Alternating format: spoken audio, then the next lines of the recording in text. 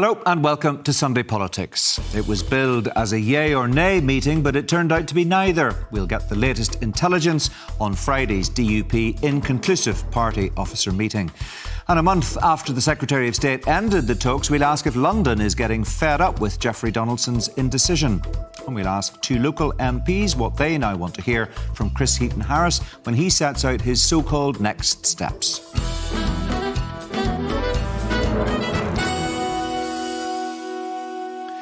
Friday's reportedly crunch meeting of the DUP's officer board turned out to be a damp squib. We now know no vote took place and we seem to be no closer to the restoration of power sharing. We did invite Sir Jeffrey Donaldson and several of the DUP's most senior figures to take part in the programme, but of those who replied, all declined. On Friday night, the party did issue a statement saying it will not give a running commentary on our position. Safe to say we will continue to engage with the government. But we can try to get an understanding of what happened at the meeting and where it leaves politics here from the editor of the newsletter, Ben Lowry, and the Belfast Telegraph's political editor, Suzanne Breen. And we're also joined from Liverpool by Professor John Tong. Welcome to all of you. Suzanne, first of all, what went wrong on Friday for Sir Jeffrey Donaldson? Well, the first big blow to Sir Jeffrey Donaldson was the leak about the very fact that the party officer team was meeting. I think that upended the leadership's plans. They wanted a gathering that would be under the radar, that would be on the QT. They don't want it in the public domain because that applies pressure on the party officers. So from the get-go, they were at a disadvantage.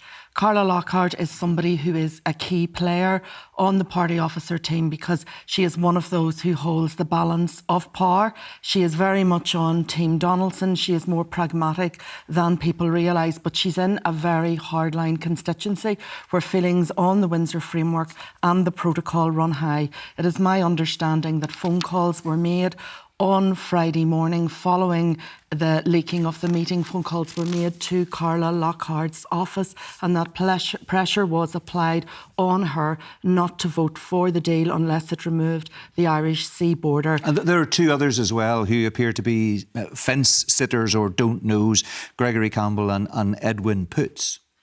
Gregory Campbell, I'm told, was on the fence at the meeting. My understanding is from one source that Edwin Poots is a soft no, although I've heard that disputed and said that he is a hard no. It's certainly not suggested that he was voting on the side or would have been voting on the side of his party leader. I think that that's more personal than any big political issue given the history between them. But the person that the DUP leadership is most worried about and most concerned about is Lord Dodds.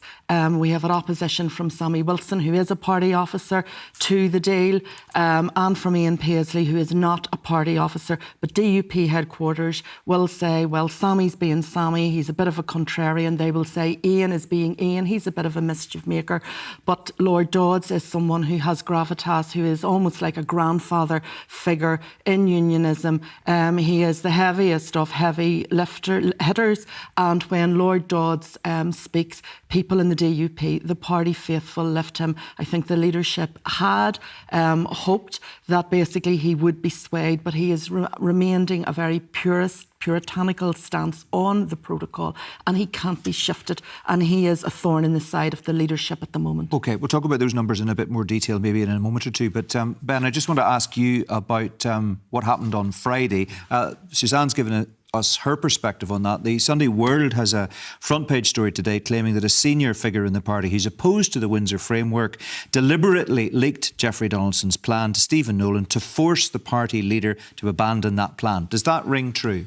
Well, when I say that I don't know what happened on Friday, that is quite significant because I don't know what happened on a crunch meeting on Friday the 15th of December. And in both those meetings, the one last month, it was still last month, time moving very quickly, December, and the one the other day. Yeah, but I'm just asking you, does that story in the Sunday World ring true, that somebody deliberately tried to spike Jeffrey Donaldson's efforts to move the process forward? Well, let me tell you why I want to take time to say I've tried to speak to numerous party officers. I spoke to two party officers yesterday at an event, had a very friendly chat with them, and they weren't giving a word and I've tried to phone numbers of them. So there's been a complete lockdown. Now, there is speculation as to who is going which way. The way I roughly see it, having followed this for many weeks, is 4 who are very emphatically in the return camp, 4 who are very emphatically in not, and 4 who could go either way. But as to what happened on Friday, there's been a total lockdown in this, because I think there's real concern about leakage and so on. I mean, there are specific reports. So I think that that's significant. I'm not just proudly saying I don't know. I'm saying the fact that there is this complete lockdown does suggest a very significant problem.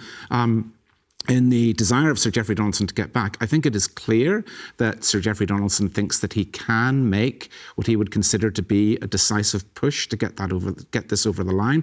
And even the fact that that signal is coming out, which I think it is different, because a lot of the way that Sir Geoffrey has spoken, he obviously had this reorientation towards Stormont that was particular, I think, was quite clear in the summer, reading between the lines, was very explicit at the party conference in November. And I think that this crunch moment has been a long time coming. But I suppose if you are in a crunch moment that could potentially result in the end of your leadership, you can see why this lockdown in information would happen, because there will be a point where you can't go back. All right. John, as far as the numbers are concerned, most of the papers, and as far as I can see, it looks like it's 5 supporting Geoffrey Donaldson, including himself, to go back in, 4 who are opposed to it, and 3 who are, at the minute, apparently sitting on the fence, let's say. 5, 4 and 3. Was Friday mishandled? Obviously, it comes down to 1 or 2 people in that board, but Geoffrey Donaldson was hoping to get a clear enough majority, presumably in any vote that might take place, to allow him to try to sell the deal to the party. And for whatever reason, possibly to do with the leak on Friday morning to Stephen Nolan, he decided that he had to change tack. Was Friday mishandled by Geoffrey Donaldson and those around him? Well, Geoffrey Donaldson's never going to get a job in sales, that's for sure. But nonetheless, I wouldn't blame him for mishandling Friday. The fact is, it was leaked. The news of the meeting was leaked by an opponent of going back to Stormont. Now, Geoffrey Donaldson has probably a majority amongst his party officers. But this is where the old political adage of a majority of 1 is enough simply doesn't hold. Because some of the party officers are so determined to block this plan, and they're working with people in the TUV, and they're working with individual prominent loyalists, including loyalist bloggers, to block a return to Stormont. The whole party officer system in the DUP is predicated upon the idea that everyone accepts the principle of collective responsibility, rather like the cabinet. Geoffrey Donaldson couldn't rely on that. Firstly, the fact that this meeting was leaked was an indication of that. And secondly, if he took the decision that he was going to try and ram a return to Stormont through, there was no guarantee that all of those party officers would say, yes, we fully support this, and they go out publicly and defend the move. And if you can't get to that situation, you can't go back to Stormont. That's the situation, the difficult situation that Geoffrey Donaldson finds himself in. John, can I just ask you about the timing of Friday's meeting? Geoffrey Donaldson's been saying all along he wouldn't be driven by what he called artificial timelines, and he specifically mentioned Thursday earlier last week. And yet as soon as Thursday and Thursday's strikes were out of the way, we heard he was planning a move. Does that strike you as odd? Why Friday morning, all of a sudden, seemingly out of nowhere? Well, he had to move because Chris Eaton-Harris was finally making a move. The money was on the table, so a decision had to be made in that respect, because Chris Eaton-Harris has made very clear as Secretary of State that whilst it's not a time-limited offer, it won't be on the table forever. And Chris Eaton-Harris was moving to this mysterious, fable Plan B, of which I think there is actually very little. But nonetheless, he was threatening the DUP, and the fact that Chris Eaton-Harris had said, look, the negotiations are over. And whilst the DUP was still claiming the negotiations were in play, it didn't look that way. So in terms of the optics, I think that decision time had come for Geoffrey Donaldson. We know the way that Geoffrey Donaldson wants to go. As Ben mentioned, at his party conference, he could hardly have been clearer. But nonetheless, he doesn't like to push too hard, because there is a real risk of a split within the DUP, and it could bring his leadership into question. So he has to move achingly slowly. It's nearly 2 years now, of course, since the DUP quit the First Ministership. But at the moment, he can't move, because some of the party officers are a drag, and they don't necessarily accept the principle of collective responsibility on this. They're saying, stick with our manifesto. Suzanne, what about the leadership of Geoffrey Donaldson? Clearly, if he had moved Friday's meeting to a vote. If he'd pushed for a vote and he'd lost the vote, he was going to be in a pretty difficult situation. But the very fact that he can't seem to move his party where he apparently wants to take it also means that his leadership is not in a particularly strong position, arguably. How do you see that at the moment? I mean, is he there for the long term, or is he holding on by his fingernails? Well, moving is a very, very high stakes matter for Jeffrey Donaldson. If he puts it to party officers, if he doesn't get a majority, if it is a dead heat, then his leadership is under pressure. And if he doesn't act, then he really is a lame duck leader with the DUP's party officers, the 12 apostles, effectively holding all the power and Jeffrey Donaldson just being a puppet of them. I don't think even among those who are against the deal there is any desire to get rid of Jeffrey Donaldson.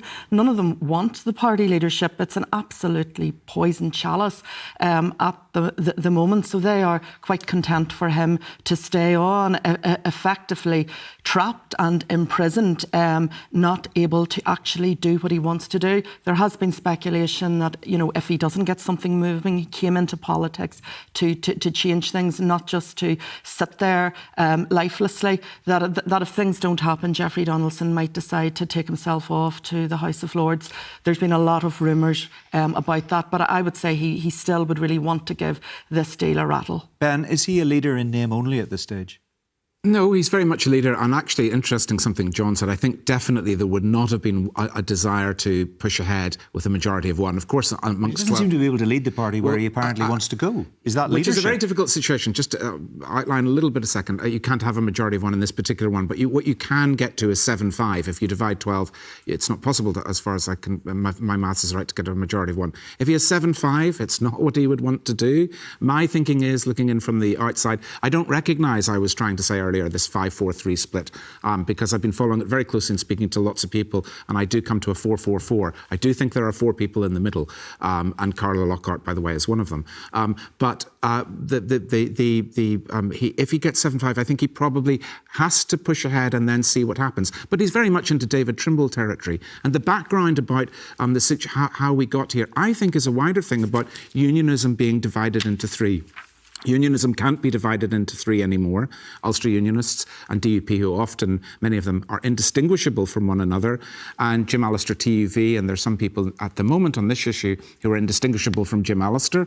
And unionism isn't big enough to be divided into 3, but it can't be one with all these divisions. Okay. So I envisage a realignment of a very sort of pro-Stormont wing and a cooler on Stormont. The thing is, it's not happening. This might be the moment that brings about that realignment, but there won't be a return to Stormont without some sort of rupture.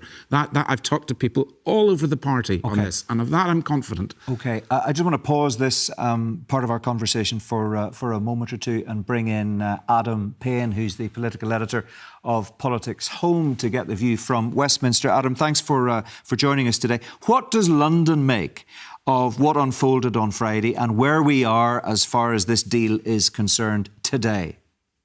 Morning, Mark, and thank you very much for having me. So I'd make 2 observations, really, having spoken to people in UK government this weekend. Firstly, on Friday morning, when we got this leak about this meeting happening, I checked in with people in UK government, and their initial response was one of extreme caution.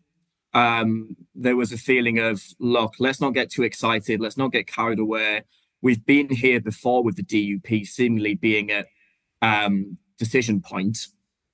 That where they put it to me was that let's just see how this meeting plays out and then we'll go from there. And secondly, last night, in preparation for talking to you guys this morning, I spoke to someone on the UK government side who's been involved in this process for a long time now. And what they said to me in a pretty exasperated fashion was, and I quote directly, "We have given the DUP the moon and more." There is some frustration in certain quarters of the UK government that the DUP is still at this point, despite, as they see it, receiving a pretty substantial, generous offer from the UK government. Obviously, people in the DUP would dispute that characterisation. But overall, the UK government is clear that at this point, there is no longer a negotiation on substantive issues in regards to the Irish Sea border and the Windsor framework. As the UK government sees it, This is all about the DUP internal politics, and ultimately the leadership of Jeffrey Donaldson and decisions that he's prepared to take. Well, that's very interesting. It's a very interesting phrase, the moon and more, and I think it does hint at exasperation maybe on the part of the government in London. The issue is this: if Jeffrey Donaldson now believes that he doesn't have enough to sway some of those key people in the officer team, which would begin to give him the momentum to sell this to the wider party, he may think that he wants to get some more from the government to be able to go back to persuade those individuals. Are you saying the message that you got from the people you talked to over the weekend is that there is nothing more to give? And if it's not enough for Jeffrey Donaldson at this stage, he's going to have to deal with that? I think that's broadly correct, yes. And there is a feeling among some people in UK government that no matter what they give the DUP, there'll be people in the party who'll say that's not enough. It will never be enough. So there is a real frustration. And I think what's worth remembering as well, Mark, is that we are in a general election year now. It already feels like the campaign has started, the long campaign. And everything the UK government's doing at the moment is in the context of how on earth can a Conservative Party reduce Labour's massive lead in the polls, which I believe is about 19% now on average. So the Prime Minister, Rishi Sunak's political bandwidth is much narrower. The blunt truth is that getting Jeffrey Donaldson and his party back into Stormont just isn't one of his top priorities at the moment. Now, I'm not saying the government doesn't care. Of course it does. But I think unlike early last year, when the Prime Minister saw a political opportunity in delivering the Windsor Framework, the conditions aren't the same now. OK, very interesting, Adam. Thanks very much indeed. We've about 30 seconds left on this. I just want to go back to Professor John Tong to get his impression on that. Where does that, if Adam Payne is right in his analysis, where does that leave Jeffrey Donaldson? There's nothing more for London to give. London is moving on, and Jeffrey Donaldson is still struggling at the first hurdle to sell this within his party. Well, if you look at what the moon and more, to quote Adam, comprises, it is £3.3 billion. It's an East-West council, and it's some promise of comfort legislation that reinforces Northern Ireland's place within the UK internal market. But that's not going to be enough for the DUP. The fact is that any legislation cannot contravene the Windsor Framework. The government couldn't be more clear that the Windsor Framework is here to stay. And basically, the Windsor Framework is a problem for the DUP because whilst it's in place, the DUP, frankly, is too divided to go back to Stormont. OK, John, thanks very much indeed. Adam, thank you very much as well. And we'll speak to Suzanne and Ben a little bit later in the programme. But Chris Heaton-Harris is due to set out the government's next steps in the Commons within days. The Alliance MP, Stephen Farry, and the SDLP's Claire Hanna are with me now. I don't want to spend a lot of time asking you for your assessment of what's happening internally with the DUP, because neither of you, of course, are in the DUP, and why would you know any more than the rest of us? Claire Hanna, just what's your impression of what happened on Friday? What do you make of the significance of that for politics here? Well, I'm glad we've got most of the kind of Game of Thrones stuff out of the way, because it is maddening for people that we are all in this crazy waiting room and that the DUP's internal psychodramas are allowed to set the pace. I don't know exactly what happened. I defer to the experts there, but I do know that we have enormous pressing concerns in public services and in people's faith and belief in politics. And it's important that the Secretary of State steps out where this goes. He was due to give a statement tomorrow. I think the DUP carry on will probably push that back slightly, but they should not be given the power. I think it suits ditherers to have the power to keep everybody in a holding pattern, and people, the rest of the population have needs as well. OK, and I should just point out again, we did invite Jeffrey Donaldson and other senior members of the party to take part in today's programme, and as you can see, there's nobody here. Stephen Farry, Claire Hanna calls this the Game of Thrones pantomime, I think. A lot of people have used that word over the last few days within the DUP. The reality is, though, that the party has got to find a way to deal with this. And while that happens, it seems the other parties don't have any agency on political progress. Well, we can keep saying what we think needs to happen and calling out the current situation and challenging the government to do more and to do better, to try to move past this impasse. This is seriously scarring Northern Ireland. We're not simply just parking issues. Real damage has been done every single day this situation goes on. So what do you now want to hear from Chris Heaton-Harris when he unveils his next steps? What, in your view, should they be?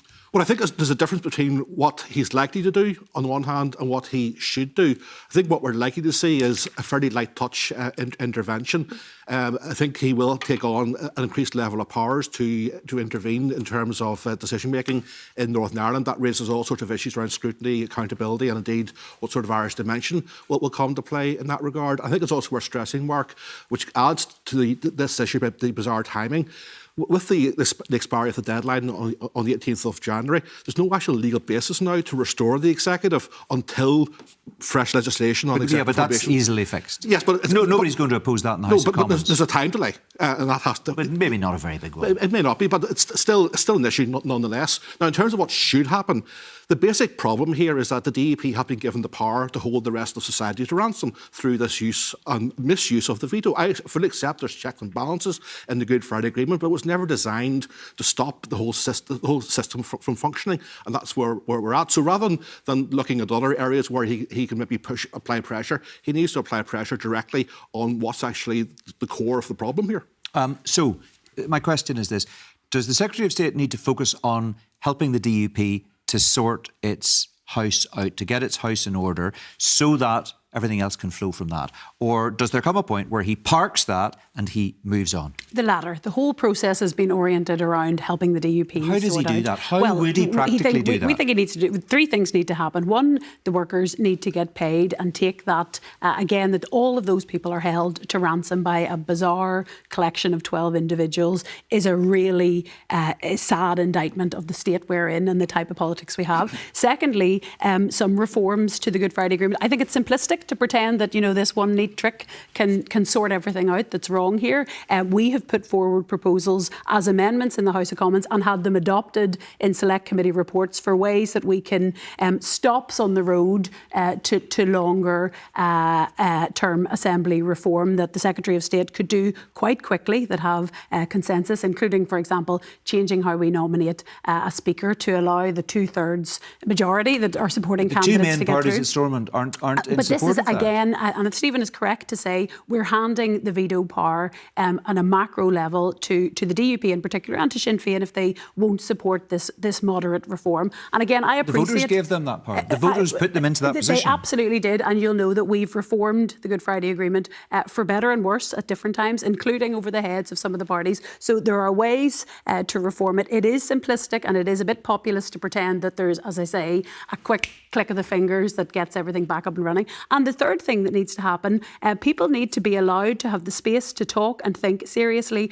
about longer term change, including constitutional change for this region, because I think things have moved very, very quickly in the last couple of years. We've laid bare just how deep the wounds in our public services are and how limited our abilities and our levers are to create the kind of change that people want and the ambitions that people have for their lives and for their families. And again, the longer the DUP keep us locked in this cage, the more intense that discussion will get. So at this point, do you think, Stephen Farry, the Secretary of State should be talking about the implications of what Plan B might mean for the governance of Northern Ireland? We keep hearing that would mean inevitably not joint authority, but an increased influence for the Dublin government on the affairs of this place? Well, I think we've no choice. I mean, if there's not a very quick restoration, we're in Plan B. So that has to be on the table. And what unionists need to understand what that means.